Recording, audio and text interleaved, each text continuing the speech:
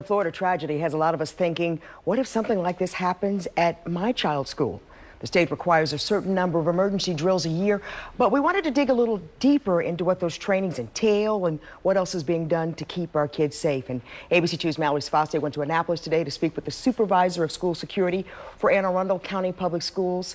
So what's the message to parents? I want to hear this because when I dropped my daughter off at school today, my heart was heavy, thinking, does she know what to do? Absolutely. And their message is that kids are generally safe in school, sometimes more so than in the community, because there are so many adults there, more eyes on them. And those school staff members have been trained to guide your child in an emergency. He compared them to flight attendants or crew members on a cruise ship.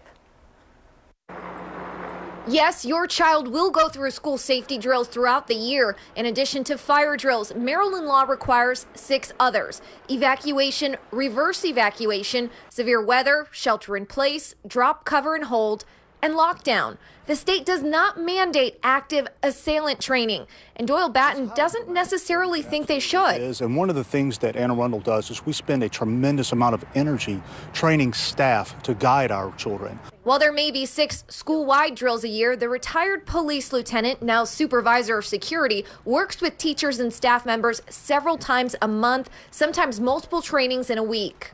Whether it be a food service worker, a bus driver, a principal, a teacher, anyone who encounters our children, we want the adults to be able to guide our children and to know what to generally expect even when law enforcement arrives. It's not to keep your child in the dark, it's to keep them focused and to keep it simple. Kids know lockdown procedures. They may not remember intricate trainings. Much like you would want your cruise ship to be able to guide the passengers so the passengers can focus on having fun. Our kids need to focus on being able to learn and not feel like they're under attack or besiegement all the time. And the training with teachers is extensive. There's role-playing, interactive question and answer sessions, virtual training, and their curriculum is constantly changing. So again, you're never going to prevent everything, but there are people working so hard to do the best that they can to prevent as much as we can and then be ready if the worst case scenario happens, at least to protect as many people as we can. So in an active shooter situation, teachers know to lock the doors, keep kids away from doors and windows, turn off the lights, have students silence their phones and be silent. However, Batten stresses that there's no rubric for these situations. He wants to empower teachers to think on their feet, be confident in their decision making, so that if they can't escape through evacuation, they do it to minimize harm and save lives. And in addition to the drills, every school is required to have a comprehensive school emergency plan. And something else most people don't know about is the Maryland Center for School Safety.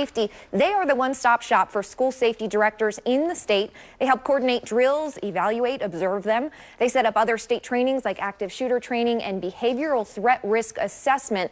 And in the last 2 years, this is something really unique. They've had weekly statewide school safety calls that include representatives from school districts as well as local prosecutors and psychologists. They really refer to themselves as the #1 resource for school systems when it comes to school safety.